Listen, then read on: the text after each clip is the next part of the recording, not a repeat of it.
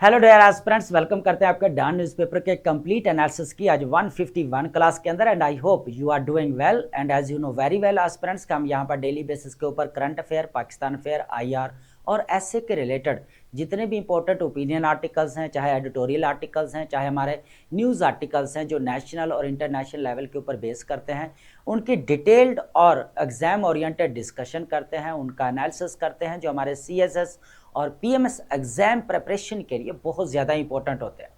Dear aspirants, जो हमारे don newspaper का एनालिसिस रहने वाला है फॉर द होल ईयर रहेगा 2026, क्योंकि इसके अंदर बहुत सारी हमें न्यू डेवलपमेंट्स होते हुए नजर आ रही है, रीजनल लेवल के ऊपर भी और ग्लोबल लेवल के ऊपर भी। तो जितने भी हमारे एस्पिरेंट्स हैं वो अपने सीएसएस 2027 के लिए और जितने भी हमारे पीएमएस एस्पिरेंट्स हैं, चाहे केपीके के हैं, बलूचिस्तान के हैं, सिंध के हैं, पंजाब के हैं, तो वो भी अपनी न्यू डेवलपमेंट्स कवर कर सकते हैं, न्यू अपडेट्स कवर कर सकते हैं। अब क्वेश्चन ये है कि सर हम इसको कैसे कवर करें। बहुत सारे एस्पिरेंट्स का यहाँ पर इशू आ रहा था कि सर हम जो है वो कह लें कि एनालिसिस को कॉम्प्रीहेंड नहीं कर पा रहे, क्योंकि उनकी जो पीछे जो है वो कह लें कि एक हैबिट जो होती है ना लर्निंग वाली, या जो कह लें कि एक एनालिटिकल अप्रोच वाली जो हैबिट है वो नहीं होती। यूनिवर्सिटी से निकले फ़ौरन आप सिविल सर्विस एग्जाम की प्रिपरेशन के लिए आ जाते हैं, तो वहाँ पर चीज़ें बहुत सारी लैग कर रही होती, लेकिन वो जो चीज़ें लैग कर रही होती उनको आप जो है वो ठीक कर सकते हैं, ठीक है, लेकिन आपको स्ट्रगल्स और हार्डवर्क करना पड़ेगा, ठीक है। अब बता देते हैं कि जहाँ पर इशू आ रहा है स्टूडेंट्स को कि सर एक तो हम यहाँ पर कॉम्प्रीहेंड नहीं कर पा रहे, दूसरे इसकी नोट्स मेकिंग कैसे करें। इंपॉर्टेंट चीज़ ये है, अब जो जितने भी ओल्ड स्टूडेंट हैं वो वीडियो को आगे कर सकते हैं, जो नए स्टूडेंट्स हैं, नए एस्पिरेंट्स हैं, उनको बताना ज़रूरी है, ठीक है। अब आपने करना क्या कि अपनी एक नोटबुक लेनी है और नोटबुक के ऊपर आपने क्या करना है, टॉपिक्स को सेग्रीगेट कर लेना, अलग अलग कर लेना। एक टॉपिक को आप एक पेज के ऊपर लिख सकते हैं, फिर आप 2 पेज छोड़ सकते हैं, 3 पेज छोड़ सकते हैं, ठीक है। उसके बाद आप नेक्स्ट टॉपिक लिखें, पाकिस्तान की फॉरेन पॉलिसी हो सकती है, रीजनल चेंजिंग डायनामिक्स हो सकते हैं, वर्ल्ड पॉलिटिक्स हो सकती है, वॉर एंड कॉन्फ्लिक्ट का एक पेज लाजमी बनाइएगा, क्योंकि जिस तरह 2026 के अंदर हमें वॉर का एक सिलसिला देखने को मिल रहा है, ये बहुत इंपॉर्टेंट है।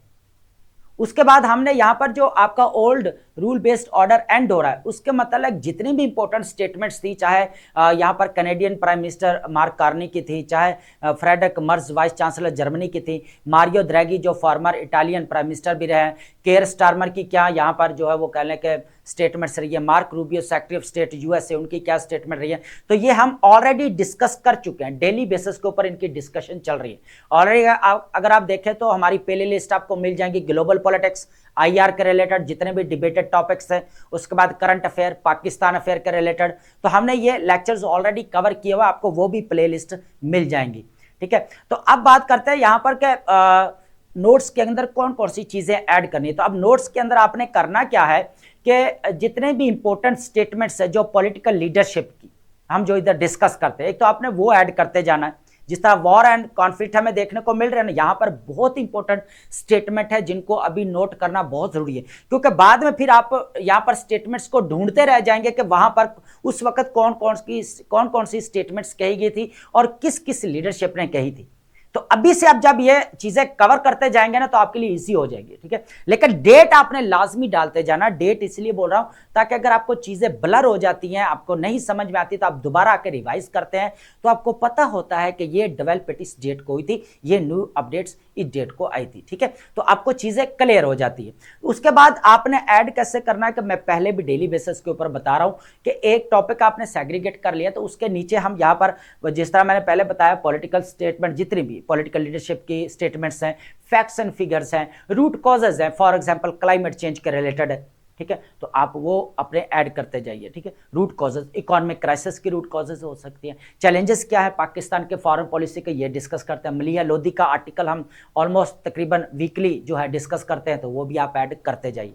उसके बाद रिकमेंडेशंस है, सजेशंस है, रेमेडीज है, जितने भी इंपॉर्टेंट चीजें हैं वो आप अपने बुलेट पॉइंट में ऐड करते जाएं। नीचे जो टॉपिक है इकोनॉमी के रिलेटेड अगर हम डिस्कशन कर रहे हैं तो इकोनॉमी के आप डिस्कस करते हैं, आईएमएफ का रिलेटेड है तो आप आईएमएफ और इकोनॉमी को मिलाकर भी कर सकते हैं, ठीक है।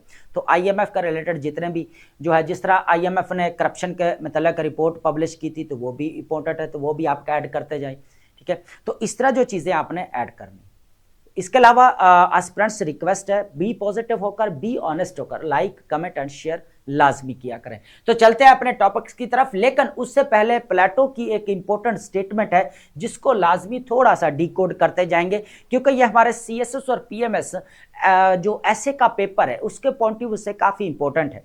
हम डेली बेसिस के ऊपर एक स्टेटमेंट को लाजमी डिकोड करते हैं दोस्तों, कि उसकी वजह यह है कि हमारा जो है आपका जो कह ले कि एक ऐसे के साथ आपको अवेयर करवाना कि जो फिलोसफिकल स्टेटमेंट्स हैं या आपके कोई लिटरेरी स्टेटमेंट्स आ जाती हैं तो आप उनको कैसे डिकोड कर सकते हैं।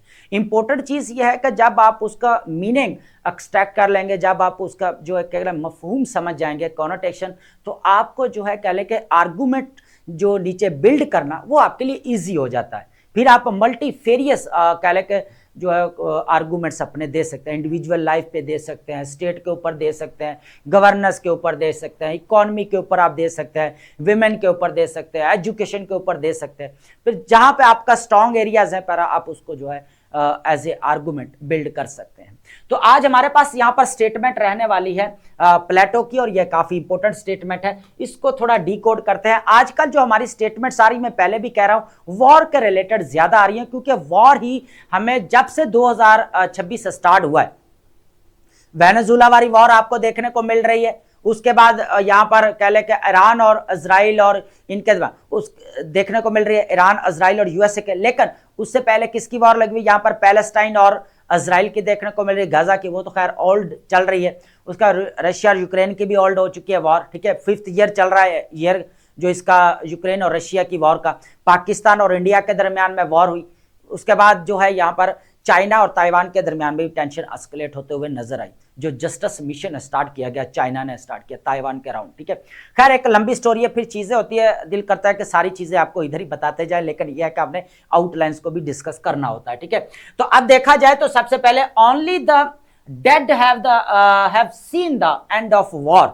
आप इस स्टेटमेंट को अंडरस्टैंड करें, यहां पर only the dead have seen the end of war। प्लेटो क्या कहते हैं कि बेसिकली जंग उन्होंने ही देखी है जो बेसिकली यहां पर मर चुके हैं। फॉर एग्जाम्पल अब देखा जाए इजराइली और कह लें यूएसए स्ट्राइक से जो है वो यहां पर असैसिनेशन ऑफ अयातुल्लाह खमेनी, जो सुप्रीम लीडर ऑफ ईरान के रहे थे, तो वो भी हमें देखने को मिल रहे थे। अब वो अगर दुनिया से चले गए तो उनके लिए तो वॉर एंड होगी, लेकिन वॉर तो अभी भी यहां पर चल रही है और ये बढ़ती जा रही है। जो कह लें कि लिमिटेड वॉर से फुल स्केल वॉर, फिर हमें यहां पर अगर कहें तो रीजनल वॉर भी देखने को मिल रही है, ठीक है। जिस तरह ईरान ने जो है वो डिफरेंट गल्फ स्टेट्स के मिलिट्री बेसिस को निशाना बनाया, यूएसए के मिलिट्री बेसिस को निशाना बनाया गया। तो कहा यही जा रहा है कि वॉर का सिर्फ जो है ना एंड उन्हीं लोगों को पता है, प्लेटो कहते हैं, जो यहां पर चले जाते हैं, जो उसके अंदर मारे जाते हैं, बस, ठीक है। बाकी जो है वो फिर जो है वॉर लड़ते रहते हैं। अब यह यहां पर एक और भी हमने स्टेटमेंट डिस्कस की थी last time, we make the war, हम वॉर उस वक्त लड़ते हैं that we may live in peace, ताकि हम क्या कर सकें, पुरअमन जो है वो रह सकें, ठीक है, एक कह लें कि पीस के अंदर जो है अपनी जिंदगी गुजार सकें। तो इसलिए वॉर लड़ी जाती है। तो वो हमने उस वक्त एग्जाम्पल ली थी यहाँ पर अफगानिस्तान और पाकिस्तान की, कि पाकिस्तान को अफगानिस्तान की तरफ से काफ़ी सिक्योरिटी चैलेंजेस का सामना है, तो पाकिस्तान को पीस लाने के लिए फिर वॉर की तरफ जाना पड़ा, रिटेलिएशन की तरफ जाना पड़ा। तो इसीलिए जो है हमें पाकिस्तान और अफगानिस्तान के दरमियान में वॉर देखने को मिल रही है, कॉन्फ्लिक्ट देखने को मिल रहा है। तो इसी तरह only the dead have seen the end of war, तो जो मर जाते हैं सिर्फ उनको ही पता होता है कि वॉर एंड हो चुकी है यहाँ पर। उसके अलावा भी आप बहुत सारे इंडिविजुअल लेवल के ऊपर भी इसको अंडरस्टैंड कर सकते हैं, स्टेट लेवल के ऊपर भी इसको अंडरस्टैंड कर सकते हैं। तो आप जो है मल्टी फेसेटेड जो है आप यहाँ पर अपने आर्गूमेंट्स दे सकते हैं। तो अब इंपॉर्टेंट चीजें हमारे पास यहाँ पर ओपिनियन आर्टिकल्स रहने वाले हैं, काफी इंपॉर्टेंट है, इनको हम 1 by 1 डिस्कस करने वाले हैं दोस्तों। सबसे पहले अगर देखा जाए द बर्डन ऑफ वॉर, अब इतने दिन से जो है हम यहाँ पर ईरान के जो अभी इशू चल रहा है, जो ईरान यूएसए और इजराइल के दरमियान में वॉर देखने को मिल रही है, 6 डे वॉर देखने को मिल रही है। डेली बेसिस के ऊपर न्यू डेवलपमेंट्स हम लाजमी ऐड करते हैं, ईरान के रिलेटेड है, यूएसए की यहाँ पर ट्रंप की क्या स्टेटमेंट्स हैं, इजराइल की तरफ से क्या स्टेटमेंट्स आ रही हैं। तो डेली बेसिस के ऊपर चीज़ें जो है हम यहाँ पर जो है डिस्कस कर रहे हैं।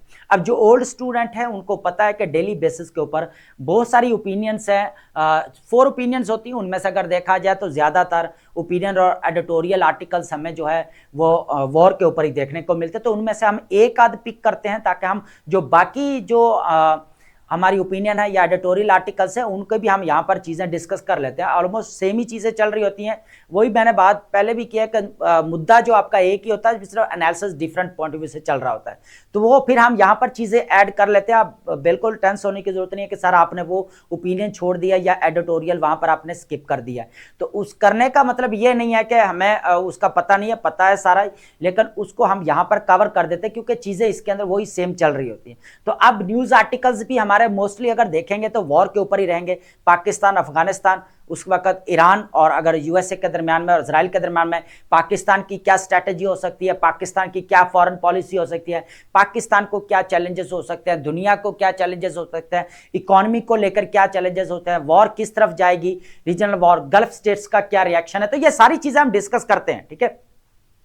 तो Pakistan supreme test war on the western flank, अगर देखा जाए तो अभी सबसे ज्यादा जो पाकिस्तान का जो क्लैश वाला एरिया वो वेस्टर्न हमें देखने को मिल रहा है। एक तरफ तो यहां पर पाकिस्तान और अफगानिस्तान के दरमियान में, उस दूसरी तरफ जो है ईरान, यूएसए और इजराइल के दरमियान में, और थर्ड जो हमें यहां पर देखने को मिल रहा है जो पाकिस्तान की यहां पर कोस्टल एरिया जो हमें यहां पर ऑलमोस्ट 1054 जो हमें किलोमीटर देखने को मिलता है। तो पूरा वहां पर अरेबियन सी लगता है।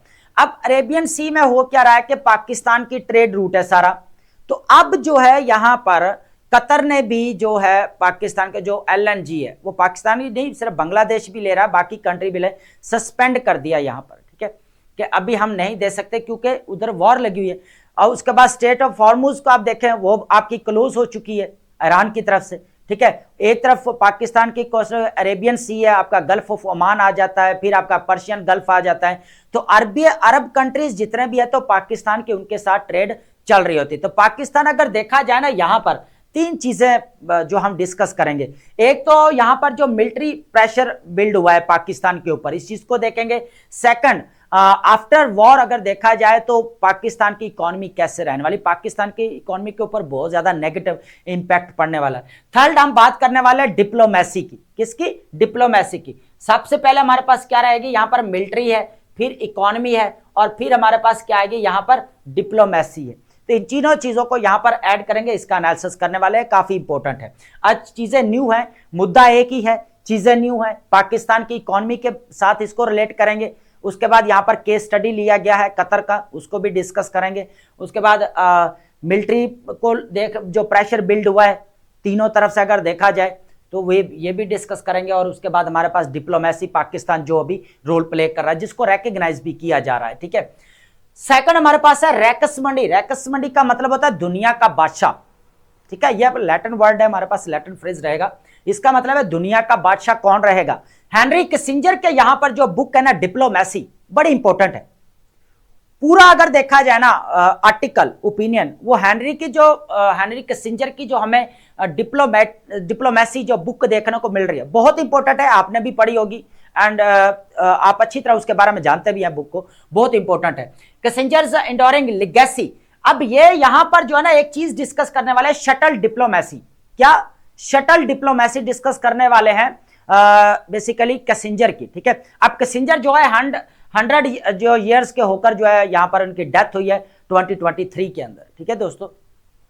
वैसे ये जर्मनी के अंदर बॉर्न हुए थे 1923 के अंदर। अंपायर्स, टर्मोइल एंड वार्निंग, तीनों चीजें यहां पर जो है ना वो अगर देखा जाए तो राइज एंड फॉल जो हमें देखने को मिलता है अंपायर्स का, और देन मुस्तकबिल जो है उसमें ही नजर आता है जिसका जो कोई देख सकता है, तो ठीक है ये चीज भी है। लेकिन यहां पर शटल डिप्लोमेसी को देखेंगे और जो है यहां पर जो किसिंजर के इंपॉर्टेंट स्टेटमेंट्स हैं उनको ऐड करेंगे जो डिप्लोमेसी के रिलेटेड भी रही हैं, और उसके बाद साथ साथ और भी बहुत सारी चीजें ऐड करने वाले इसके अंदर।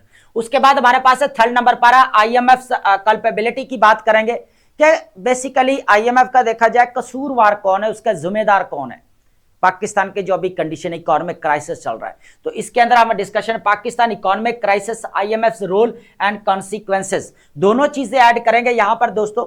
इसके अंदर काफी इंपॉर्टेंट है। इसके अंदर अगर देखा जाए तो हमें जितना भी एलीट देखने को मिल रही है एक तरफ, और एक तरफ एलीट लीडरशिप है और दूसरी तरफ जो है यहाँ पर आईएमएफ, तो दोनों की तरफ देखा जाए तो यहाँ पर जो इकोनॉमिक क्राइसिस है, तो कहीं ना कहीं दोनों जो है डायरेक्टली और इनडायरेक्टली शामिल है चीजों को, ठीक है। उसके बाद हम वोकैब को लास्ट में लाजमी डिस्कस करते हैं, और वोकैब को इसलिए डिस्कस करते हैं, मैं बार बार बोल रहा हूं कि वोकैब को हमने सिनोनिम्स और एंटोनिम के पॉइंट ऑफ व्यू से नहीं अंडरस्टैंड करना। आप जितने भी ओल्ड स्टूडेंट हैं प्लीज आप वीडियो को चाहे आगे कर सकते हैं, तो न्यू स्टूडेंट्स को डेली बेसिस के ऊपर मैं बता रहा हूं, ठीक है। तो वोकैब को हमने जो है वो कह लें कि अपनी राइटिंग स्किल के अंदर यूज करना है, राइटिंग प्रैक्टिस के अंदर यूज करना है। अब इसके एडवांटेजेस क्या हैं? वोकैब का मैं पहले भी कहता है कि जिसका आपका बैंक बैलेंस होता है ना, इसी तरह आपका वोकैब का बैंक होना चाहिए पूरा, ठीक है। चाहे आप राइटिंग स्किल के अंदर या राइटिंग प्रैक्टिस कर रहे हो, तो उस वक्त आपके पास इतनी वोकैब होनी चाहिए कि आप एक रेलिवेंट टॉपिक के रेलिवेंट जो है टर्मिनोलॉजीज, जॉर्गन्स और वर्ड्स यूज कर सके, जिसकी वजह से क्या हो सकता है, एक तो आप मोल्ड करके स्टेटमेंट का जो चूरन बेचा जा रहा है, एक तो आप वो जो है इजीली जो मोल्ड करके लिख सकते हैं जब आपकी वोकैब अच्छी होगी। सेकंड ये है कि आपका जो रेपिटेशन ऑफ द वर्ड्स है वो भी आपकी जान छूट जाएगी। उसके बाद रेपिटेशन ऑफ आइडियाज, जब वर्ड यहां पर रिपीट हो रहे होते हैं तो एग्जामिनर को ये कहीं ना कहीं पे जो है ना कह लें कि फील हो रहा होता है कि बच्चा जो है कहीं रेपिटेशन ऑफ आइडियाज तो नहीं कर रहा, तो ये भी चीज है। उसके बाद जो है यहां पर जो डिस्कोर्स एक्सप्रेशन का मसला है वो भी ठीक कर सकता है। और डिस्कोर्स मैंने वर्ड बोला है अम्ब्रेला टर्म है, तो इसके अंदर आपके कह लें कि कोहेरेंस, कोहेजन और मेटोनमी चीजें आ जाएंगी। तो वोकैब अच्छी होने से आप बहुत सारी चीजों के ऊपर जो अपनी ग्रिप हासिल कर सकते हैं, ठीक है। तो चलते हैं आप सबसे पहले हमारे पास जो रहने वाले कि पाकिस्तान के ऊपर क्या बर्डन हो सकता है। एक तो देखेंगे यहां पर मिलिटरी, उसके बाद हमारे पास फाइनेंशियल, और थर्ड हम देखने वाले यहां पर जो है वो डिप्लोमेसी। तो तीनों चीजों को यहां पर ऐड करेंगे दोस्तों one by one. Pakistan supreme test of war on the western flank, जो अभी वेस्टर्न टोटल हमें यहां पर देखने को मिल रहा है। एक तरफ अफगानिस्तान के वॉर लगी हुई पाकिस्तान के, एक तरफ जो है वो पूरा कराची का जो कोस्टल एरिया वो अरब के साथ ट्रेड चल रही है, तो वो भी अब जो है वो बंद हो चुकी है। उसकी वजह क्या है कि गल्फ के ऊपर जिस तरह यहां पर अटैक्स किए गए ईरान की तरफ से, यूएस से मिलिट्री बेसिस को निशाना बनाया गया, जिसकी वजह से ट्रेड काफी जो है वो यहां पर जो है वो उसकी डिसरप्शन हो सकती है और हो भी रही है। अगर for decade Pakistan has invested heavily in large and costly military apparatus to deter external threats, with conflict erupting near the simultaneously in Afghanistan, Iran, Pakistan, entire western border, आगे ना वही बात यहाँ पर जो है western flanks, and has become an active war zone, and neither conflict show signs of the ending soon। अब देखें पाकिस्तान को एक साइड पर रखें फिलहाल, बाकी कंट्रीज की यहाँ पर आप जो है एग्जाम्पल लें। अब हर स्टेट इस वक्त जो दुनिया के अंदर वॉर एंड कॉन्फ्लिक्ट चल रही है ना, हर स्टेट अपना डिफेंस सिस्टम स्ट्रांग कर रही है। पाकिस्तान को एक साइड पर रखे कि पाकिस्तान यहां पर मिलिट्री के ऊपर एक्सपेंड जो है वो कर रहा है, ठीक है, एक्सपेंसेस भाई करने भी चाहिए, ये राइट है, ठीक है। जिस तरह यहां पर रीजनल लेवल के ऊपर थ्रेट्स हैं, एक तरफ तो अफगानिस्तान है, एक तरफ इंडिया है, एक तरफ ईरान की तरफ से है, तो अगर देखा जाए तो पाकिस्तान अगर मिलिट्री के ऊपर इतना एक्सपेंसेस ना करे, डिफेंस सिस्टम को स्ट्रांग ना करे, तो पाकिस्तान का जो आज लोहा मनवाया जा रहा है पूरी दुनिया के अंदर, जो है इसको माना जा रहा है कि पाकिस्तान जो है वाकई जो है एक न्यूक्लियर स्टेट है। और जिस तरह इसने 2025 के अंदर मई के अंदर पाकिस्तान और इंडिया के दरमियान में वॉर हो, जो पाकिस्तान के परफॉर्मेंस तो यहाँ पर रिकॉग्नाइज किया गया। उसके बाद अगर देखा जाए तो यूएसए के जो सेक्रेटरी ऑफ स्टेट हैं, उन्होंने भी पाकिस्तान के रीजनल और इंटरनेशनल डिप्लोमेसी के अंदर पाकिस्तान के रोल को रिकॉग्नाइज किया है। तो ये डिप्लोमेसी के रिलेटेड है, सारी चीजें आ जाएंगी। अब देखा जाए तो वेस्टर्न बॉर्डर पे तीनों चीजें देखने को मिल रही है। एक तरफ ट्रेड हो रही है अरेबियन सी के साथ, दूसरा अगर देखा जाए तो ईरान के अंदर मैटर चल रहा है, थर्ड अगर देखा जाए तो अफगानिस्तान के अंदर जो है पाकिस्तान का जो इश्यू चल रहा है, ये चीज है। अब ये वो वॉर्स हैं जो कभी एंड ना होते हुए नजर आ रही है।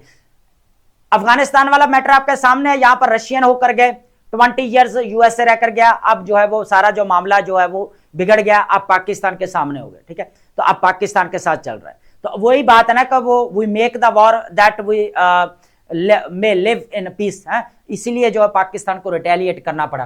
कोर चैलेंजेस की बात की जाए, protracted conflict on the western flanks demands a sober immediate assessment of Pakistan resource position, military, financial and diplomatic, तीनों पोजीशन डिस्कस करेंगे। टू एक्टिव फ्रंट्स की बात करें तो एक तरफ हमें अफगानिस्तान की वॉर और सेकंड हमें यहां पर ईरान की लार्ज स्केल के ऊपर देखने को मिल रही है, जो अभी तक जो है एंडिंग का नाम नहीं है। क्योंकि अगर देखा जाए यूएसए जहां भी घुसा है, जहां भी लड़ने के लिए गया, तो उसने जो है एक लॉन्ग लास्टिंग जो है उनकी वॉर रही है।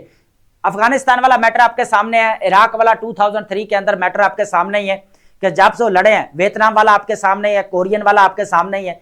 तो ये एक लंबे अरसे तक लड़ाई लड़ते रहे हैं। तो आप देखना यह है कि जो अभी 1 day 2 day 3 day 4 day 5 day 6 day जो वॉर देखने को मिल रही है, ये कितने दिन और चल सकती है। और ये ट्रंप की स्टेटमेंट है कि ये चलती ही रहेंगी जितनी देर तक जो है ऑब्जेक्टिव्स हासिल नहीं किए जा सकते, according to international media, BBC, Guardian, Reuters, आप ये चेक कर सकते हैं। सबसे पहले अगर देखा जाए मिलिट्री मोबिलाइजेशन प्रेशर पाकिस्तान के ऊपर काफी बिल्ड हो चुका है। एक तरफ अगर देखा जाए तो ईस्ट में देखा जाए तो पाकिस्तान के यहां पर इंडिया की तरफ से जो थ्रेट्स देखने को मिल रहे हैं, दूसरी तरफ जो है अफगानिस्तान की तरफ से, तीसरा जो है यहां पर ईरान की तरफ से देखने को मिल रहे हैं, जो ईरान और इनका जो कॉन्फ्लिक्ट चल रहा है यूएसए और इजराइल वाला, ठीक है। तो पाकिस्तान को यहां पर भी काफी जो चैलेंजेस का सामना, इसलिए जो है ना कह लें कि मिलिट्री मोबिलाइजेशन का प्रेशर बढ़ चुका है पाकिस्तान को, तो हर तरफ से पाकिस्तान को कवर करना पड़ेगा।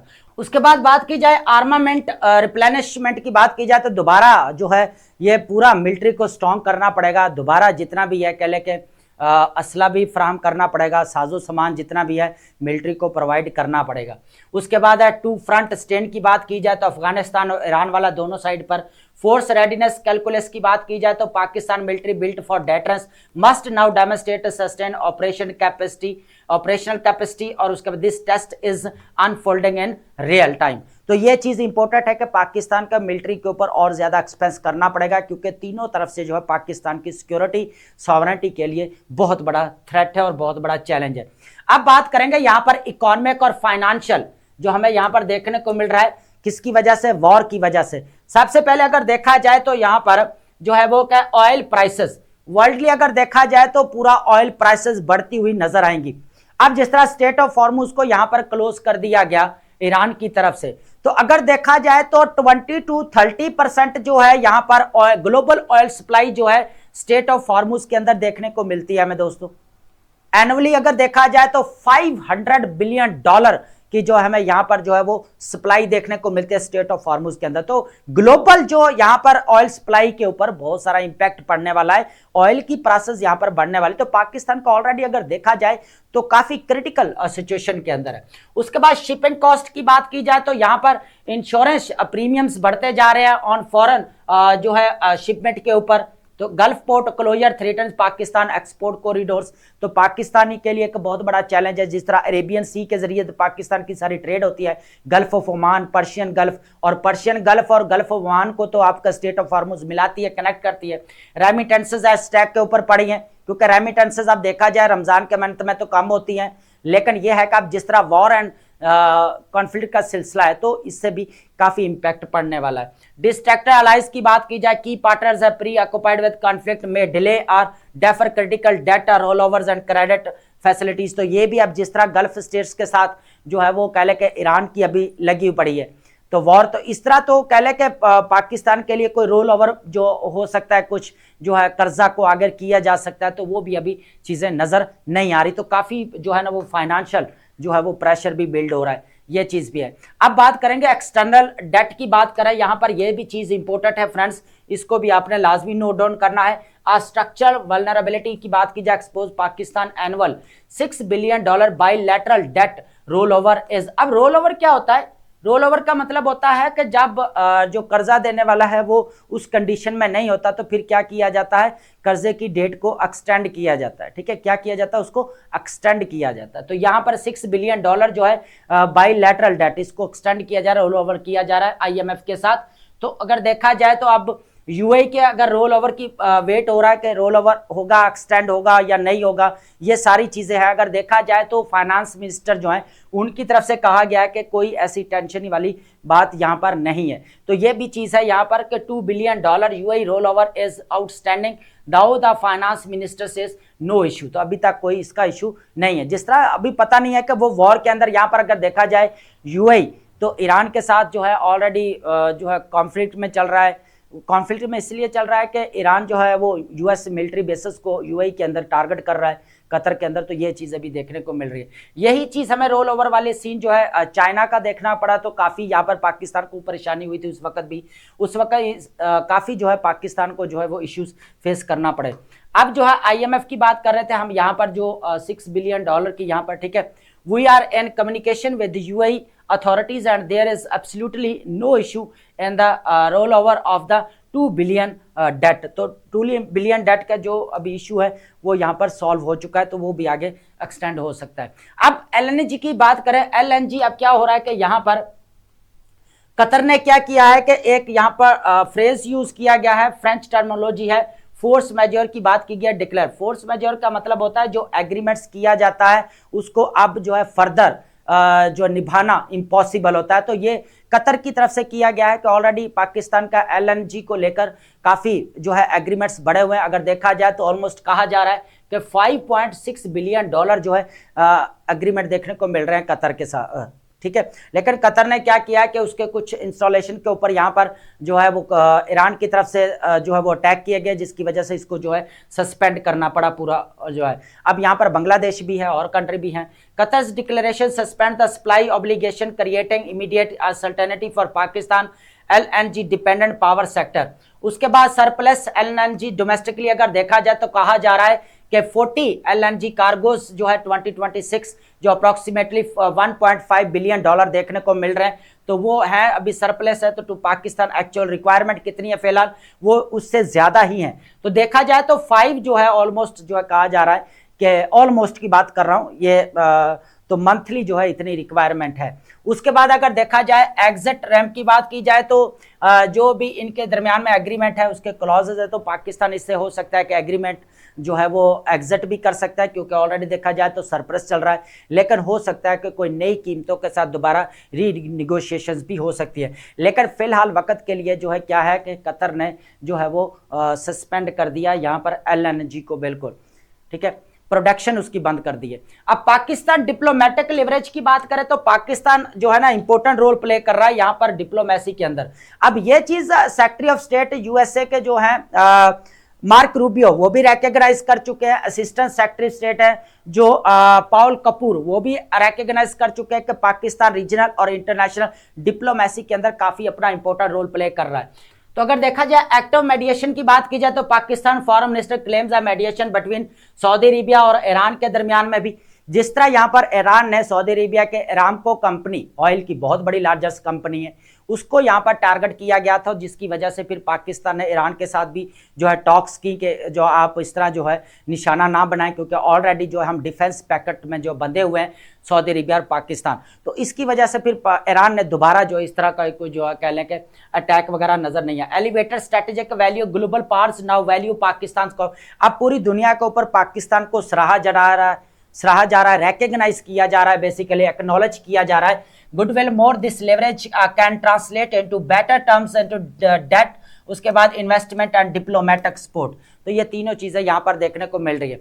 अब बात करेंगे यहाँ पर America's untenable position risk of the escalation, इस चीज को यहाँ पर ऐड करेंगे थोड़ा सा, इसको भी नो एंड गेम। देखे जो है ना यूएसए अब जो है ना कोई कहीं पे भी जाके वॉर लड़ता है ना, तो इसकी जो वॉर का ड्यूरेशन है वो हमेशा से बड़ा लंबा देखने को मिल सकता है। नो डाउट अभी वेनेजुएला के अंदर हमें शॉर्ट देखने को मिल रहा है, जिस तरह निकोलस मदुरो को यहाँ पर अरेस्ट कर लिया गया। लेकिन ईरान के मामले में अगर देखा जाए तो वो यहाँ पर इतनी दूर से आकर जो फाइट कर रहा है, तो वो अभी फिलहाल तो जो है बिना हार माने तो वो वापस जाने वाला नहीं है। जिस तरह जेराल्ड फोर्ड को लाया गया और जिस तरह अब्राहम लिंकन को लाया गया, तो आप देख सकते हैं कि अफगानिस्तान का मामला आपके सामने है, 20 ईयर्स तक वॉर लड़के गया है, हालांकि इतनी दूर बैठा हुआ है, ठीक है, फिर भी प्रेशर यहाँ पर बिल्ड किया हुआ है उसने।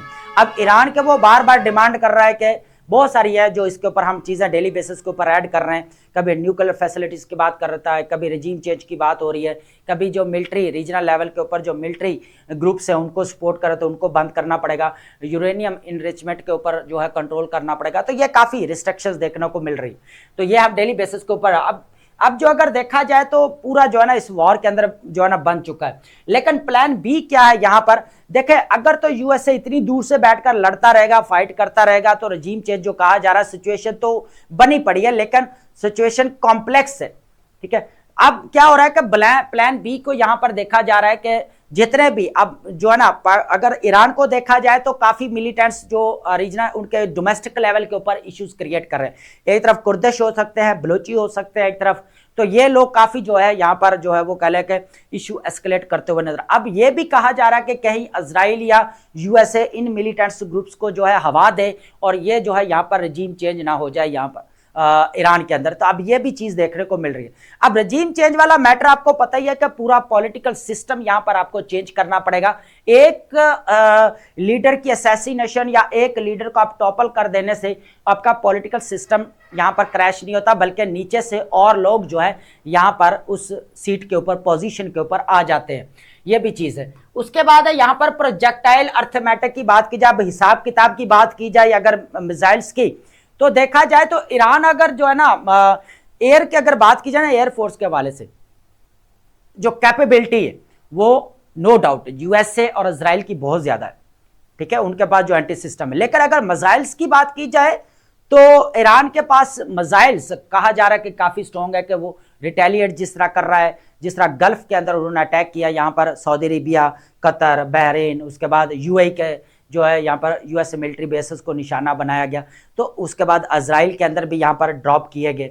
तो ये चीज़ें हैं कि अब ये कितनी देर तक जो है यहाँ पर सर्वाइव कर सकते हैं, ये इंपॉर्टेंट चीज़ है। लेकिन अब पाकिस्तान को क्या करना चाहिए, इस चीज़ को यहाँ पर देखना पड़ेगा कि पाकिस्तान क्या कर सकता है। यहाँ पर Pakistan must act not just observe. उसके बाद अगर देखा जाए confluence of military, financial and diplomatic pressures outlined above demands urgent coordinated policy action, not reassuring public statements. Pakistan's leadership must move from reactive management to proactive strategic position. ये important चीज है, proactive strategic position की तरफ जाना पड़ेगा। सबसे पहले तो क्या करना पड़ेगा, बॉर्डर एरियाज को मॉनिटर करना पड़ेगा, इंपॉर्टेंट चीज ये है। उसके बाद यहां पर डिप्लोमेसी का लिवरेज, इस चीज से फायदा उठाना चाहिए, जिस तरह पाकिस्तान रीजनल और ग्लोबल लेवल के ऊपर डिप्लोमेसी के अंदर अपना रोल प्ले कर रहा है। थर्ड नंबर पर अगर देखा जाए निगोशिएट एलएनजी एग्जिट, अगर देखा जाए तो अगर वाफर में चल रहा है मिकदार में सॉरी, तो इसको क्या करना चाहिए, यहां पर उसको एग्जिट भी कर सकता है। उसके बाद यहां पर फाइनेंस जितना भी हमें देखने को मिल रहा है, इकोनॉमिक प्रेशर जो रोल ओवर होते हुए नजर आ रहा है डेट या आईएमएफ के साथ है, तो वो चीजें भी यहां पर डील करनी चाहिए। तो the burden of the large and expanding regional war are landing with increasing ferocity on Pakistan border. तो ये चीज यहां पर पाकिस्तान को जो है वो कह लेके हैंडल करनी पड़ेगी, ये चीज है बेसिकली। उसके बाद आप बात करेंगे यहाँ पर हेनरी किसिंजर, बहुत इंपॉर्टेंट है फ्रेंड्स। इसकी स्टेटमेंट्स जो इसके अंदर डिस्कस की गई हैं वो बहुत इंपॉर्टेंट है। और ये कहा है कि दुनिया के अंदर कोई अगर कह लें इंपीरियल पावर की कोई कह लें कि जो है ना एस्पायरेशन रखता है, मीन्स उसकी कोई कह लें कि तमन्ना रखता है, तो उसको ये बुक पढ़नी चाहिए। तो ये बड़ा उन्होंने क्लैरिटी के साथ कहा है। हालांकि आपको पता है कि वो अमेरिकन डिप्लोमेट्स भी रहे, अमेरिकन साइंटिस्ट भी, पॉलिटिकल साइंटिस्ट भी हमें देखने को मिल रहे हैं दोस्तों। ये क्या हुआ कि जो इनका दो इरा में ये बेसिकली रहे, एक रिचर्ड निक्सन जो 1969 से हमें जो है ऑनवर्ड देखने को मिला, उसके बाद जेराल्ड फोर्ड। अब जेराल्ड फोर्ड वही बात कर रहे हैं हम जो अभी ईरान को जिसने घेरा डाला हुआ है, यूएसए का बड़ा जो वॉरशिप है, जो जेराल्ड फोर्ड जो 38th प्रेसिडेंट हमें देखने को मिलता है यूएसए का, ठीक है, ये 1977 तक ऑलमोस्ट रहता है। तो उसके नेम पे जो जेराल्ड फोर्ड बनाया गया। तो इन दोनों के इरा के अंदर जो है पहले तो जो है हेनरी किसिंजर सिक्योरिटी एडवाइजर थे, उसके बाद जो है यहाँ पर सेक्रेटरी ऑफ स्टेट बने हेनरी किसिंजर, ठीक है, इसलिए इंपॉर्टेंट है। इनकी 100 ईयर्स जो है हमें एज देखने को मिलती है। 1923 के अंदर जो है ये पैदा होते हैं जर्मनी के अंदर, फिर जो है यहाँ पर ये जो है यहाँ पर एक्साइल हो जाते हैं, चले जाते हैं यूएसए की तरफ से। तो ये चीज है। अब इनकी इंपॉर्टेंट स्टेटमेंट, अब ये कहा जा रहा है, इसके अंदर बहुत इंपॉर्टेंट स्टेटमेंट है जो मैं यहाँ पर डिस्कस करने वाला हूँ। ये कहा जा रहा है consider enduring legacy empires turmoil warning the Middle East and outline of the main points अगर देखा जाए। अब यहां पर जो हमें यहाँ पर जो स्टेटमेंट देखने को मिल रही हैं, जो विलियम वर्ड्स के जो शायर हमें नजर आते हैं, वो बेसिकली जॉन मिल्टन के लिए लिखे गए। तो ये जो हमें देखने को मिल रहा है ना, Kissinger thou shouldst be living at this hour and the Middle East hath need of thee, अगर देखा जाए adopted from the Wordsworth invocation to Milton. अब ये स्टेटमेंट अगर देखा जाए तो कहीं उन्होंने उसके लिए थी, लेकिन इसको अगर कैसिंजर के पॉइंट ऑफ व्यू से देखा जाए या उसको ऐड करके देखा जाए तो ये चीज है। कहा यह जा रहा है कि कैसिंजर को अब इस घड़ी मौजूद होना चाहिए था या इस वक्त होना चाहिए था, क्योंकि इस वक्त मिडल ईस्ट को यहाँ पर वस्ते कह ले कि यहाँ पर जो मिडल ईस्ट है कह ले के उसको जरूरत है। किसकी जरूरत है यहाँ पर, जो है वो हेनरी किसिंजर की, क्योंकि इन्होंने जो इनकी जो एक शटल डिप्लोमेसी यहां पर आ रही है, इस चीज को हम ऐड करेंगे और पूरा आपका कवर हो जाएगा कि मिडल ईस्ट को क्यों यहां पर हेनरी किसिंजर की उन्होंने कहा कि जरूरत है। इस चीज को ऐड करेंगे, अभी आपको क्लैरिटी हो जाएगी दोस्तों, ठीक है। अब होता क्या है कि आपको भी पता है कि यहां पर 1970 से जो है बाद हमें देखने को मिल रहा है, जब 1973 1974 के अंदर 5 के अंदर, तो उस वक्त अरब इसराइल हमें वॉर देखने को मिल रही है, सीरिया इजिप्ट आपका उसके बाद आपका इसराइल, तो इस तरह जो है यहाँ पर वॉर देखने को मिलती है। तो उस वक्त जो है हेनरी किसिंजर अपना रोल प्ले करते हैं, हेनरी किसिंजर और रिचर्ड निक्सन दोनों अपना रोल प्ले करते हैं यहाँ पर, ठीक है। इस चीज को भी अंडरस्टैंड करेंगे। अब देखें यहाँ पर किसिंजर लेगेसी क्या है, पीस मेकर है या एम्बर बैंकर है, ठीक है। ये जो है ना चंगारी भड़काने वाला है या मींस यहां पर जो है पीस मेकर है। अब दोनों चीजें अंडरस्टैंड करेंगे। Has shuttle diplomacy, shuttle diplomacy क्या होती है, पहले इस चीज को अंडरस्टैंड करते हैं। शटल डिप्लोमेसी का मतलब होता है बार बार कोई जब मेडिएटर ट्रेवल करके दूसरे कंट्री में जाता है और वहां पर फ्री कैन के दरमियान में सुलह करवाता है, एग्रीमेंट्स करवाता है, तो उसको बोला जाता है शटल डिप्लोमेसी। और ये basically shuttle diplomacy Henry Kissinger के साथ इसको रिलेट किया जाता है। जिस तरह हेनरी किसिंजर ने बार बार जो है मिडिल ईस्ट की तरफ ट्रैवल किया और मामला को सॉर्ट आउट करने में जो है वो काफी अपना रोल प्ले करते रहे, तो ये चीज बेसिकली कही जा रही है। बिटवीन यहाँ पर shuttle diplomacy between Arab countries and Israel इधर प्रिवेंटेड अ कन्फ्लैग्रेशन, यहाँ पर जो आग भड़कने वाली थी या तो उससे बचाया है या फिर क्या किया, bank on the amber glowing for over half century, या फिर एक ऐसी चंगारी वहां पर भड़की जो ऑन द स्पॉट तो रुक गई, लेकिन वो भड़कते भड़कते आज वॉर की शक्ल इख्तियार कर चुकी है 50 सालों के बाद, हाफ सेंचुरी के बाद, ठीक है, आधी सेंचुरी के बाद। अब ये बात की जा रही है 1973-4 की बात की जा रही है, ठीक है। तो अब आप देखा जाए तो 50 साल तो हो ही गए, ऊपर हो गए। तो अब ये चीज वही कही जा रही है कि क्या उस वक्त जो इन्होंने सुलह करवाई थी या उस वक्त जो एग्रीमेंट्स करवा के आए थे, तो अभी भी वो आग भड़कती भड़कती, वो चंगारी सुलगती सुलगती आज वो जंग का इख्तियार कर चुकी है। एक तरफ तो देखा जाए तो इजराइल और पैलेस्टाइन का मामला है, दूसरी तरफ जो है इजराइल यूएसए और ईरान का मामला है, ये चीज है। अब डिप्लोमेसी 1994, ये बुक लाजमी पढ़िएगा, इसका ओवरव्यू आपने लाजमी लेना है, ये बुक हमारे लिए बहुत इंपॉर्टेंट है। आईआर के पेपर के लिए आप देख लें, वैसे ओवरऑल अगर आपके कह लें कि जनरल अंडरस्टैंडिंग के लिए आपको अगर डिप्लोमेसी के बारे में पता हो, जिस तरह हमें जो है न्यू डेवलपमेंट्स होते हुए नजर आ रही है। मैं बार बार न्यू डेवलपमेंट्स इससे बोल रहा हूं कि ये 2026 के अंदर बहुत सारी न्यू चीजें यहां पर चेंज की जा रही हैं या चेंज होती हुई नजर आ रही हैं दोस्तों। Should be compulsory reading for all world leaders, अब कहा जा रहा है कि डिप्लोमेसी 1994 तमाम लीडर्स के लिए, दुनिया के लिए जरूरी है, जो specially those with imperial aspirations. He spent his life teaching history, और बाद में फिर उन्होंने खुद ही जो है हिस्ट्री को क्रिएट किया। तो काफी इंपॉर्टेंट है इनकी स्टेटमेंट्स, अब हमारे पास है, वन बाय वन डिस्कस करते हैं। अंपायर की बात करते हैं, empires through ages. Kissinger argue that empire has the typical model of the government, basically सल्तनत ही जो है ना कह ले के हुकूमत की एक मिसाली कह ले के एक नमूना आप कह सकते हैं, ठीक है। तो ये है कि फॉर मिलेनिया अगर देखा जाए तो हजारों साल से सल्तनत भी एक हुकूमत की तरह ही नमूना रही है। सबसे पहले अगर देखा जाए 17वीं सेंचुरी में किसकी डोमिनेंस देखने को मिलती है, फ्रेंच की देखने को मिलती है, फ्रांस जितना भी कंट्रोल कर रहा है फ्रांस। उसके बाद 18वीं सेंचुरी के अंदर कौन आ जाता है, ग्रेट ब्रिटेन, पूरा देखे तो ब्रिटिश की कॉलोनीज बनते हुए नजर, यहां तक कि अमेरिका भी जो है ब्रिटिश के अंडर कंट्रोल ही था, ठीक है। उसके बाद अगर बात की जाए 19th century, Austria and Germany, 19th century पूरा इनका कंट्रोल रहता है। उसके बाद यूएसए जो है 20th सेंचुरी, देखा जाए तो आफ्टर वर्ल्ड वॉर 2 की बात की जा रही है, ठीक है। आफ्टर वर्ल्ड वॉर 2 जो है फिर यूएसए का डोमिनेंस, यहां अगर चाइना सोवियत यूनियन ना आता तो फिर यूएसए देखने को मिलता, जो मिला 1991 के बाद यूनिपोलर सिस्टम सारा देखने को मिला तो यूएसए ही देखने को मिला। Empires have no interest in operating with an international system, ये इंपॉर्टेंट स्टेटमेंट है, इसको आपने लाजमी नोट डाउन करना है।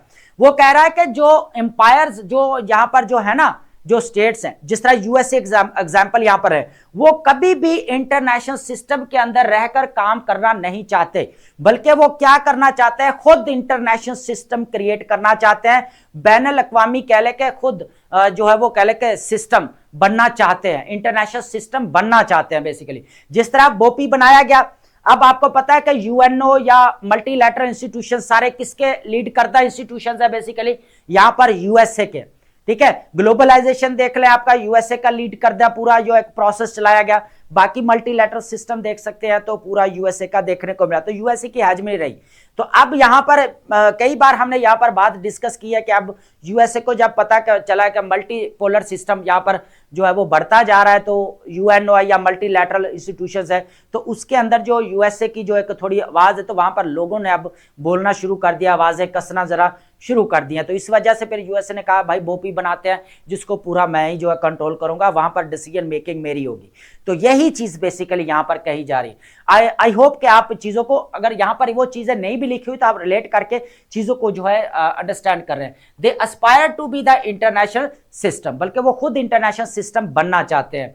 America's imperialist foreign policy since 1945 dominate new world order checked only by the Soviet Union, China या यूरोपीय यूनियन ने थोड़ा बहुत देखने को मिला, नहीं तो आफ्टर 1991 के बाद पूरा जो है यहाँ पर यूएसए का ही जो है हेजमनी या डोमिनेंस देखने को मिल रही थी। तो अब ये कहा जा रहा है कि इंपीरियलिस्टिक जो है वो कह ले के साम्राज्य फॉरेन पॉलिसी देखने को मिल सकती है। उसके बाद यहाँ पर इंपोर्टेंट स्टेटमेंट है, यूरोप फ्रेगमेंटेशन की बात करता है यहाँ पर, the decline of the multilateralism.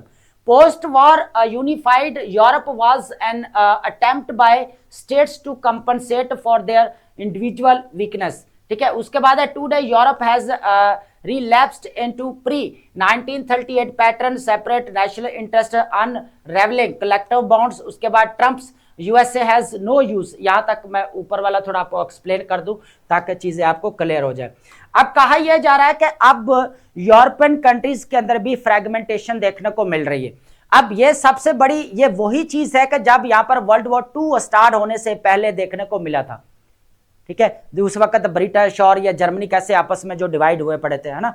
तो अब देखा जाए तो उस वक्त जो सीन देखने को मिल रहा है, अब भी कहा जा रहा है कि वही सीन देखने को मिल रहा है। एक तरफ जो है पूरा डिवाइड होते हुए नजर आ रहा है, मींस हर कोई अपने नेशनल इंटरेस्ट को सामने पहले रखते हुए नजर आ रहा है यूरोप के अंदर। तो ये चीज बेसिकली क्या वो सबसे बड़ी एग्जाम्पल ले, यूके ने क्या किया, ब्रेक्जिट किया यहाँ पर यूरोपीय यूनियन से, तो ये सबसे बड़ी एग्जांपल देखने को मिल सकती है। अब यहाँ पर ट्रंप की बात की जा रही है कि USA has no use for मियोपिक।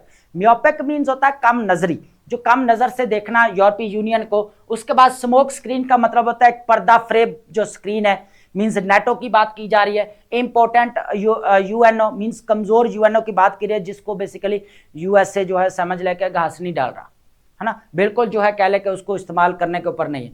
Kissinger क्या है, कहता है कि the USA is the greatest and most powerful nation. Kissinger कहता है कि भाई यूएसए बहुत पावरफुल जो है वो कह ले के नेशन है, लेकिन क्या है, येट नॉनथलेस बहरल अ नेशन लाइक अदर्स, लेकिन एक कौम है बिल्कुल दूसरी कौमों की तरह। ये भी है ना, अब ये तो नहीं कि वो पावरफुल है तो नेशन है तो कोई और चीज है, नहीं, वो नेशन है तो लेकिन है भी तो वो कौम जो दूसरों की तरह, जैसे चाइना है, रशिया है, इस तरह ही है ना। ये चीजें बेसिकली कही गई।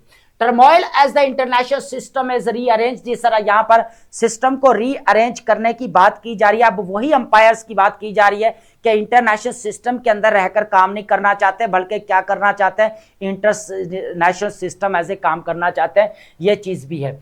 अब देखा जाए तो यहाँ पर हेनरी किसिंजर वार्न करते होते व्हेन एवर द एंटिटीज हमें यहाँ पर नजर आते हैं international systems their characters period of turmoil inevitably follows.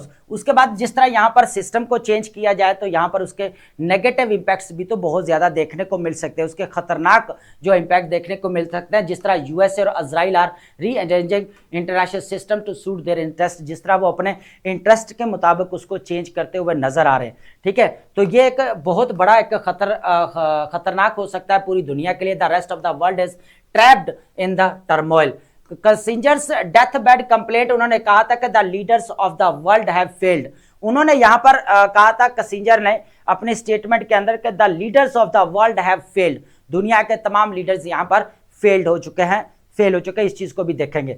इन्होंने एक स्टेटमेंट कही थी, ये इंपॉर्टेंट है दोस्तों, इसको लाजमी आपने नोट डाउन करना है। इन्होंने कहा था कि his urging of societies to, इन्होंने सोसाइटीज को कहा था कि find a way to solve their problems without continuously having a series of conflicts. उन्होंने कहा कि बार बार इस तरह के जो सीरीज चल रही है कॉन्फ्लिक्ट की, तो इनको सीरीज की बात की जा रही है, तो इनको क्या करना चाहिए, यहाँ पर जो है जितने भी स्टेट्स है उनको जो है क्या करना चाहिए, यहाँ पर सोल्यूशन खुद ढूंढना पड़ेगा।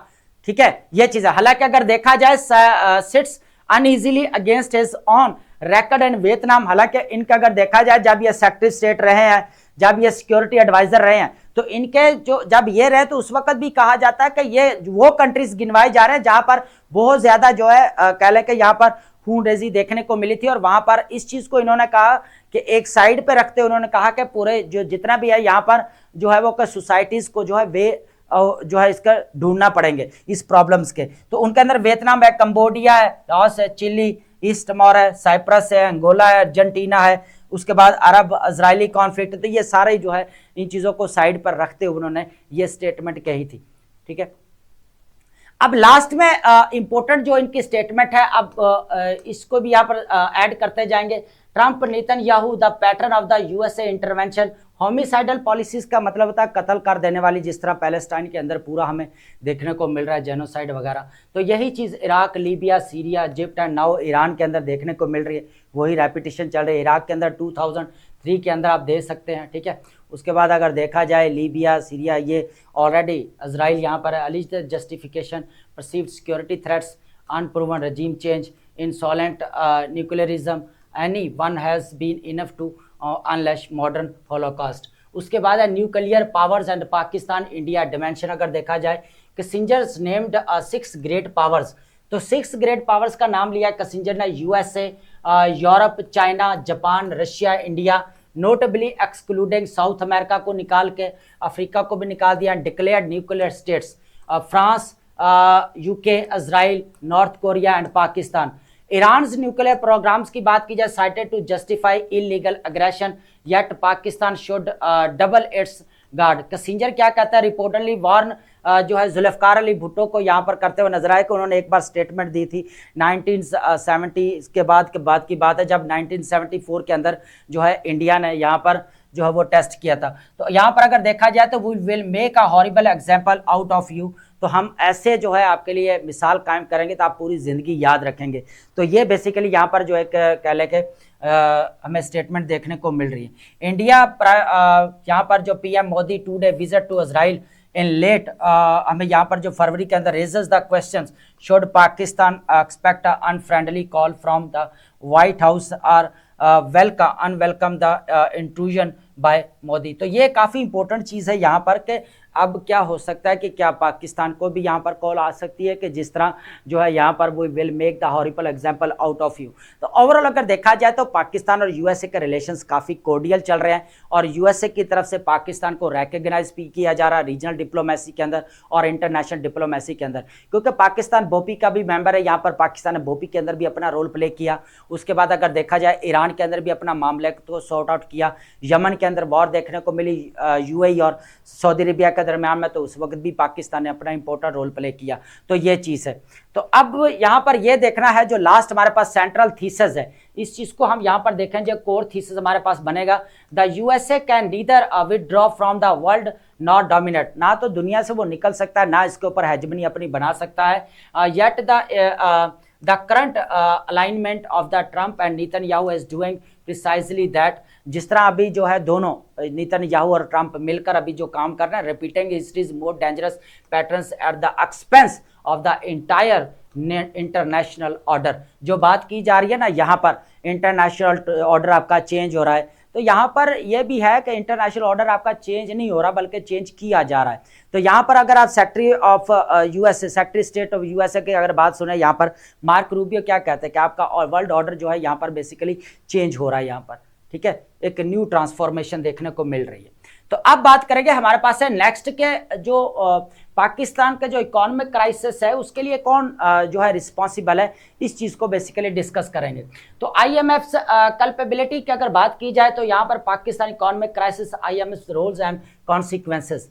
Pakistan's recurring political and economic crisis often stemming from elite mismanagement एक चीज है, have necessitated 25th IMF programme हमें देखने को मिल रहा है। उसके बाद while the ruling elite bears significant blame, उसके बाद है the IMF's intervention have the paradoxically compounded structural issues rather than fostering sustainable growth. तो ये सारी चीजें का अब दो है यहाँ पर, एक तो आपके रिस्पॉन्सिबल नजर आते हैं यहाँ पर जितने भी रूलिंग एलीट है, एक तो वो भी रिस्पॉन्सिबल है। उसके बाद यहाँ पर देखा जाए तो आईएमएफ ने जो स्ट्रक्चर इश्यूज को यहाँ पर खत्म करना चाहिए था और सस्टेनेबल ग्रोथ की तरफ लेकर जाना चाहिए था, तो वो भी यहाँ पर नजर नहीं आते। तो देखा जाए तो एलीट मैनेजमेंट की भी यहाँ पर बात की जा रही है। देखें एक चीज है यहाँ पर, पहले भी हम बात करते हैं कि इसके लिए जो है अब 25th प्रोग्राम चल रहा है, इसके लिए कोई एक गवर्नमेंट रिस्पॉन्सिबल नहीं है, पूरी हिस्ट्री है, हम तमाम लोग इसके अंदर शामिल हैं।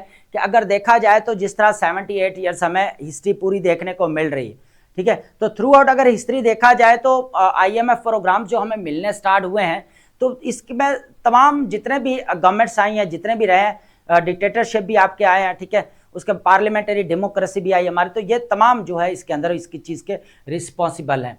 उसके बाद अगर देखा जाए हमें शेम, ऑस्टेरिटी, अनइक्वल बर्डन अगर देखा जाए, अब ऑस्टेरिटी की बात की जा रही है तो यहाँ पर आईएमएफ एक तरफ तो कहता है कि ऑस्टेरिटी मेजर्स जो है वो लेने चाहिए गवर्नमेंट को, लेकिन दूसरी तरफ उनको जो है यहाँ पर चेकआउट भी नहीं करता कि इतने जो है एक्सपेंसेस देखने को मिल रहे हैं। हालांकि लास्ट टाइम जो है यहाँ पर गवर्नमेंट ने काम किया था कि ऑस्टेरिटी मेजर्स मींस एक्सपेंडिचर्स को कम किया जाएगा, तो फौरी तौर पर इसके ऊपर स्टेप लिए गए, लेकिन फिर जो है इसके ऊपर जो है वो कह लें कि आईएमएफ की तरफ से कहा गया कि अब टैक्स बर्डन जो है वो बढ़ाया गया और टैक्सेस लगाए गए जनता के ऊपर, आवाम के ऊपर, तो फिर इस तरह जो है मामला बिगड़ता गया।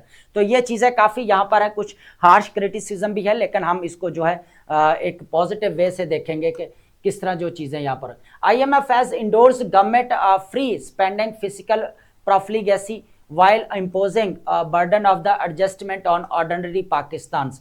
तो ये भी चीज़ है कि सारा जो मुद्दा यहाँ पर डाला गया है, आईएमएफ ये भी कहता है कि यहाँ पर सारा जो मुद्दा डाला गया है वो आम पाकिस्तानी के ऊपर डाला गया है, लेकिन यहाँ पर जो है ना आईएमएफ आपको जो है क्रिटिसाइज करता हुआ नजर आएगा। लेकिन अगर देखा जाए अर्जेंटीना वाला केस आप चेक कर लें, ब्राजील वाला आप केस चेक कर लें, जो स्ट्रक्चरल एडजस्टमेंट वहां पर हमें पॉलिसीज अपनाई गई आईएमएफ की तरफ से, तो वहां पर कितना बड़ा लॉस हुआ। तो ये भी चीज़ है, जो स्ट्रक्चरल इश्यूज है जो खत्म करने चाहिए वो नहीं, बल्कि यहाँ पर क्रिटिसिज्म भी देखने को मिल रहा है। लास्ट टाइम यहाँ पर जो है governance and diagnostic corruption assessment report जो है पब्लिश की थी आईएमएफ ने, तो उसमें भी जो है क्रिटिसाइज किया गया था पब्लिक इंस्टीट्यूशंस को, भाई ये काम नहीं करते, यहाँ पर करप्शन बहुत ज्यादा। तो ये चीज़ है। Since 2025 Pakistan has seen its largest physical adjustment जो इन्होंने की थी 5.6% ऑफ जीडीपी विद 73% जो है फ्रॉम रेवेन्यू मेजर्स। किससे आया था बेसिकली, यहाँ पर जो है फॉर्मल फर्म से आया था, सैलरीज इंडिविजुअल्स हैं, और उसके बाद लेस एफिलुएंट्स हमें देखने को मिल रहा है। Consolidated public expenditures has risen bye 60%।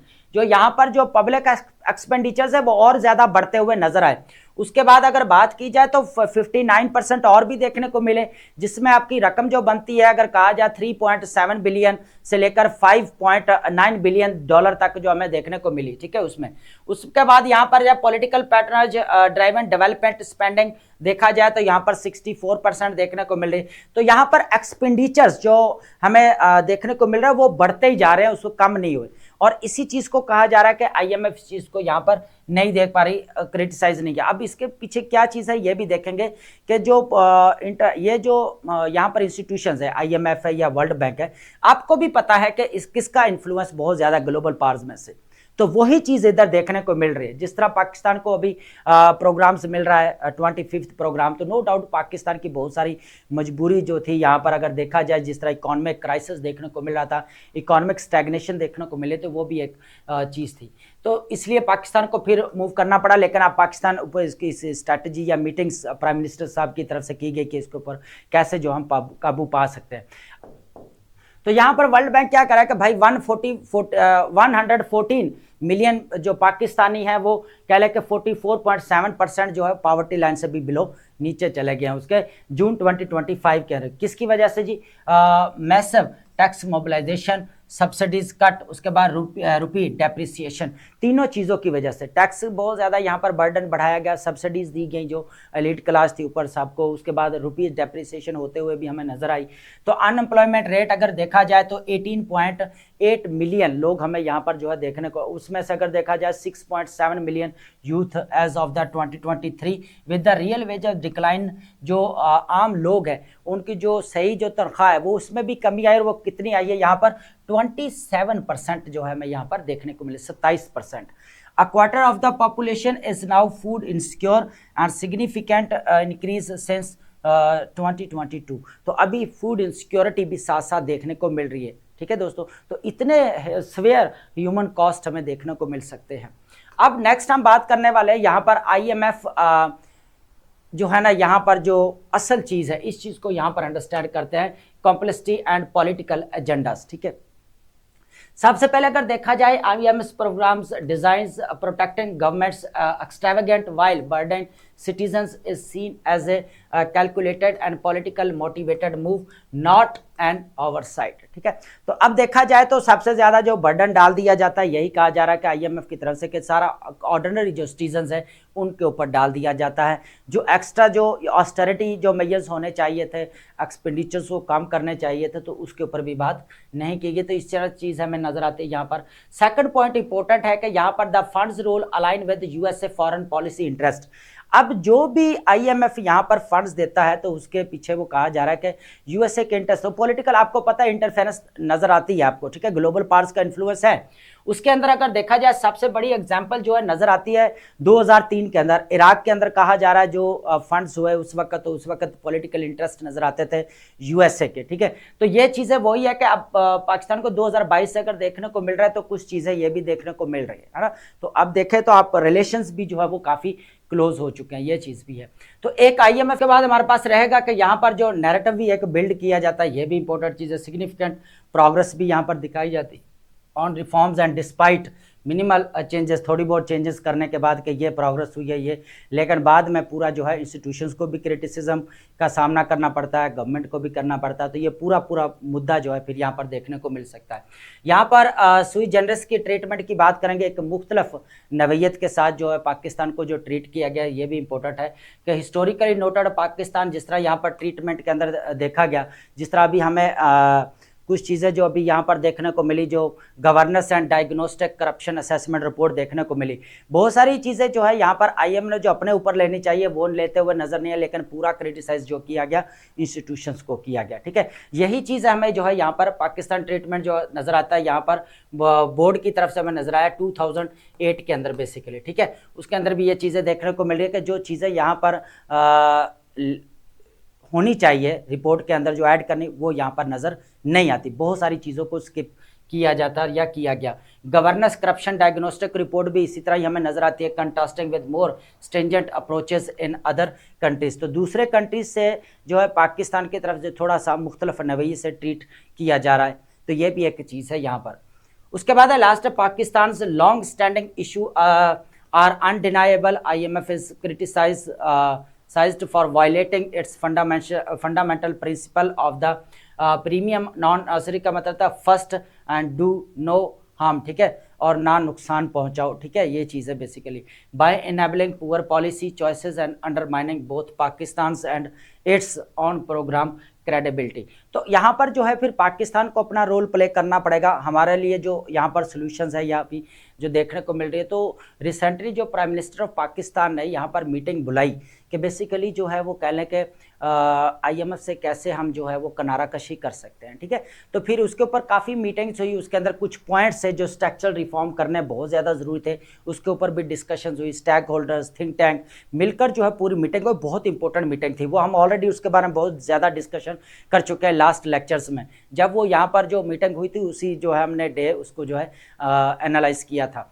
तो अगर देखा जाए तो पाकिस्तान अब चाहता है कि बेसिकली यहाँ पर जो है वो इससे किस तरह जो है हम दूर हो सकते हैं कि पाकिस्तान की इकॉनमी जो अभी स्टेबलाइजेशन की तरफ जा रही है, तो पाकिस्तान को इसी तरह कंटिन्यू रखना पड़ेगा।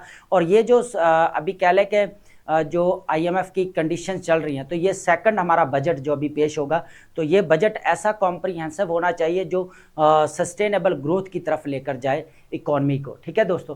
तो अब चलते हैं हम यहाँ पर आगे। नेक्स्ट हमारे पास है वोकैब, और वोकैब को जो है वन बाय वन जो है डिस्कस करते हैं। Conflagration, a very large or destructive fire, a violent widespread conflict that spread rapidly and causes great damage. ऐसी आग जो बहुत बड़ी तबाही की वजह बने, ठीक है, या बहुत दूर इलाके तक फैल जाती है, उसको बोला जाता है इन्फेर्नो या ब्लेज। उसके बाद रेसिडिविस्ट का मतलब होता है person who repeatedly returns to the same bad behaviour crime after being corrected और पनिश। एक ऐसा शख्स जिसको सजा दे दी जाती है लेकिन वो दोबारा फिर वही गलती दोहराता है, ठीक है, उसको बोला जाता है रिपीट ऑफेंडर या री ऑफेंडर भी आप इसको कह सकते हैं। प्रोट्रैक्टेड का मतलब होता है lasting for a very long time, लंबे अरसे तक जारी रहने वाले को आप बोल सकते हैं प्रोलॉन्ग्ड और extended beyond the expected duration, ठीक है, प्रोलॉन्ग्ड या लेंथी। उसके बाद हमारे पास वर्ड रहेगा कल्पेबिलिटी। कल्पेबिलिटी का मतलब होता है द डिग्री ऑफ रिस्पॉन्सिबिलिटी और blame someone has for a wrong doing और हार्मफुल एक्ट को बोला जाता है, ठीक है। और गिल्ट या रिस्पॉन्सिबिलिटी, ऐसा शख्स जो कोई गलती करता है तो उसकी वो रिस्पॉन्सिबल होने की मिकदार को कहा जाता है। जिस तरह जो है IMF जो है हम बात कर रहे थे कल्पेबिलिटी, ठीक है, तो IMF भी कहीं ना कहीं इसकी जो है वो कसूरवार है जो पाकिस्तान के अंदर इकोनॉमिक क्राइसिस है, ठीक है। रिप्लेनिश्ड का मतलब होता है यहाँ पर हमारे पास फील्ड अगेन, दोबारा भर दिया जाना, दोबारा रिस्टोर हो जाना, बेसिकली रीफिल्ड आप कह सकते हैं, रीस्टोर्ड भी आप इसको कह सकते हैं। नेक्स्ट हमारे पास वर्ड आएगा बाई स्टैंडर्ड। बाई स्टैंडर्ड का मतलब होता है person who is present at an event a situation but does not participate in it. ऐसा शख्स जो अकेले के जो सिचुएशन है या मौजूदा सूरत हाल है वो खड़ा हुआ तो आपको नजर आएगा, लेकिन वो आपको इसके अंदर पार्टिसिपेट करता हुआ नजर नहीं आएगा, ठीक है। आप ऐसे भी कह सकते हैं तमाशाई जो है, ऑन लुकर या स्पेक्टेटर आप इसको बोल सकते हैं। फ्लैंक, फ्लैंक का मतलब द साइड और एज ऑफ द समथिंग, ठीक है, किसी चीज का किनारा या उसकी साइड भी आप कह सकते हैं, लेकिन स्पेशली जो यूज किया जाता है side of an army group और जियोग्राफिकल एरिया। अब जैसे हम बात कर रहे थे वेस्टर्न फ्लैंक मींस मगरबी जो हमें यहाँ पर जो है वो कह लें कि एरिया जो नजर आ रहा था उसको बोला जाता है, ठीक है। उसके बाद साइड या विंग हम इसको बोल सकते हैं। इन्वोकेशन का क्या मतलब है, अ फॉर्मल कॉल, अपील और रिक्वेस्ट फॉर हेल्प, ठीक है, या support authority often in ceremonial और लिटरेरी मैनर्स, अपील या सप्लीकेशन आप इसको बोल सकते हैं। माउंटिंग, माउंटिंग का मतलब क्या था, ग्रेजुअली इंक्रीजिंग और ग्रोइंग इन इंटेंसिटी या नंबर और साइज, इंक्रीजिंग या राइजिंग, ठीक है, माउंट बढ़ते जाना, ठीक है, शिद्दत और ज्यादा। स्केदिंग क्या होता है, एक्सट्रीमली हार्श, बहुत ज्यादा आप कह सकते हैं सख्त, कड़वा आप कह सकते हैं। स्वेयर या स्ट्रांगली क्रिटिकल इन टोन और एक्सप्रेशन, हार्श या ब्लिस्टरिंग आप इसको कह सकते हैं। नेक्स्ट वर्ड हमारे पास रहने वाला है फिरोसिटी। फिरोसिटी का मतलब होता है यहाँ पर इंटेंस, ये भी वही है, शदीद, सख्त, लहजा आप बोल सकते हैं यहाँ पर। वायलेंट या एग्रेसिव फोर्स और बिहेवियर, उसके बाद फियरसनेस या सवेजरी आप इसको कह सकते हैं। वर्ड क्या रहा, अनरेवल्ड। अनरेवल्ड का मतलब ग्रेजुअली केम अपार्ट, मींस अलग अलग होते जाना या बिखरते जाना भी आप कह सकते हैं। बिकेम और डिसऑर्गेनाइज्ड और was explained and revealed, unfolded या डिसएंटेंजल्ड आप इसको कह सकते हैं। लैप्स्ड का मतलब क्या होता है, ग्रेजुअली एंडेड, आस्ता आस्ता ख़त्म होते जाना, ठीक है। एक्सपायर्ड या स्टॉप्ड ड्यू टू निगलेक्ट और पासेज ऑफ द टाइम, वक्त गुजरने के साथ साथ। एक्सपायर्ड या इलैप्स्ड भी आप इसको कह सकते हैं। होमिसाइडल का मतलब होता है हैविंग टेंडेंसी और intention to kill an other person, किसी को मारने की गरज से भी आप कह सकते हैं। मर्डरियस या ब्लड थर्स्टी भी। उसके बाद हमारे पास वर्ड रहेगा इनकॉरिजिबल। इनकॉरिजिबल का मतलब होता है इम्पॉसिबल और very difficult to correct, reform और इम्प्रूव, बड़ी मुश्किल से किसी को ठीक करना, आप ये भी कह सकते हैं उसको रिफॉर्म करना। अनरिफॉर्मेबल आप बोल सकते हैं, इंट्रैक्टेबल आप इसको बोल सकते हैं। फॉरबेरेंस का मतलब होता है पेशेंस, सेल्फ कंट्रोल, सब्र तहम्मुल इसको बोल सकते हैं, सब्र बर्दाश्त भी आप बोल सकते हैं, पेशेंस या टॉलरेंस आप इसको कह सकते हैं। उसके बाद सेकंड लास्ट हमारे पास वर्ड जो रहने वाला है क्यूमुलेटिवली। अब क्यूमुलेटिवली का मतलब क्या होता है, बेसिकली आस्ता आस्ता जो है मजमूई तौर पर बढ़ते हुए, क्या कह सकते हैं आप, मजमूई तौर पर बढ़ते हुए भी आप कह सकते हैं। Increasing gradually by successive additions और ओवर द टाइम, वक्त के साथ साथ और जो है वो मजमूई तौर पर बढ़ते जाना। कलेक्टिवली या एग्रीगेटली आप इसको बोल सकते हैं। एक्सट्रावेगेंट, एक्सट्रावेगेंट का मतलब था स्पेंडिंग एक्सेसिवली, फजूल खर्च करना बेसिकली बोला जाता है, ये आपको ऑलरेडी पता है। Using more resources than necessary, ठीक है। Very lavish and wasteful. I hope आपने लेक्चर अंडरस्टैंड किया होगा and thank you so much.